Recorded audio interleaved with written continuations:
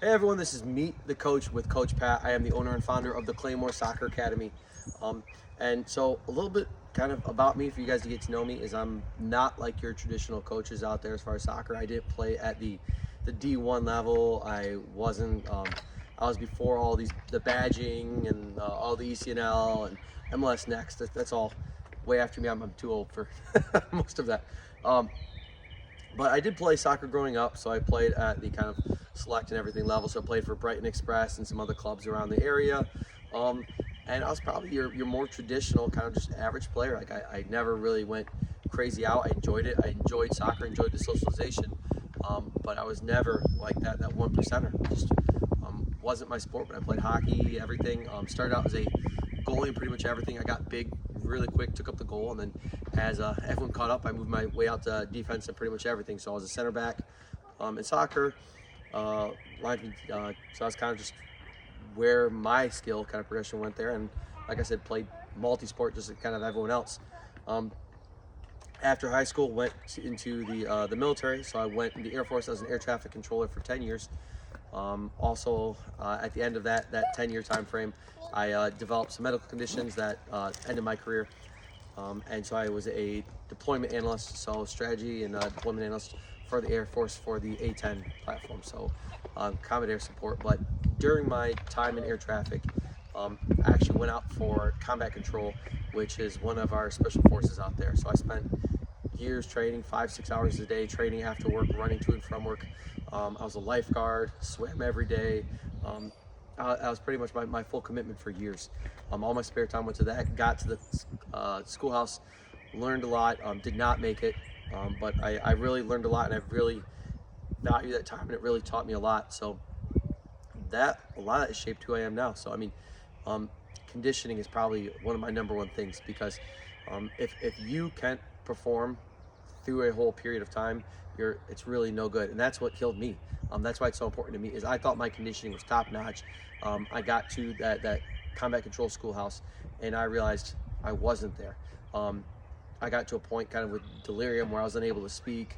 My body stopped responding. My brain was still firing inside, but like your whole body stops responding, which is a level of exhaustion I never experienced, and I think a lot of other people don't experience. And because of that, I didn't make the team and I didn't make it through, which is the right call, right? Because if someone can't perform along with their teammates, they hurt everyone. So that's why for me, conditioning is so important in soccer. It's not life or death, obviously.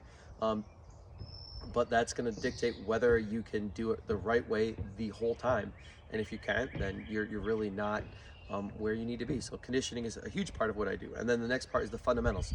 I learned the fundamentals really well, really young, and that's why it's such an important part, I think, of everything. I really don't think coaches past the U6 level should be having to teach any of that kind of fundamental stuff. And by fundamentals, what I mean is passing, shooting, first touch, juggling, super underrated skill. It's not just like a circus act.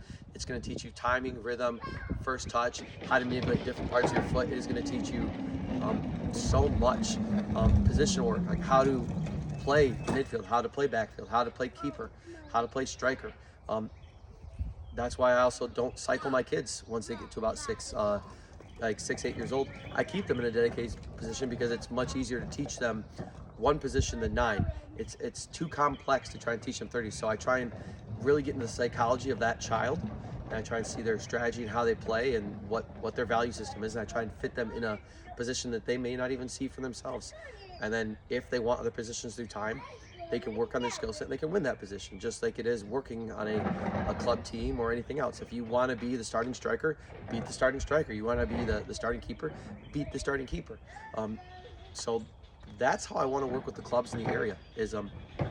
And a disclaimer here, I'm a board member for Heartland United. We work closely with Liverpool Football Academy. So as players kind of progress in their skill abilities, we try to steer them towards Liverpool to help them at that select and those next levels. So big shout out to Dan, all the work he does over there. Derek, he's our director at HUFC, but he also is their director of technical development. He coaches for several teams, so we work really closely, and consider Derek a friend of mine.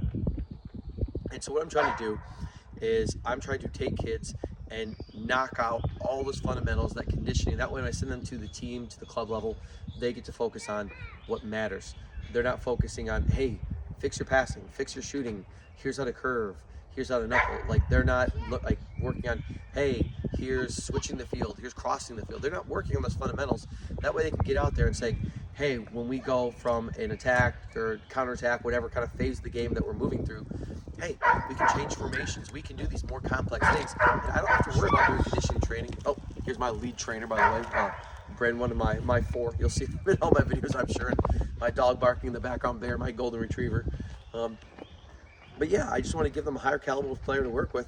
That way they can spend the time on the more complex stuff that's team focused and not individual focused. I want to give them the most complete individual we can.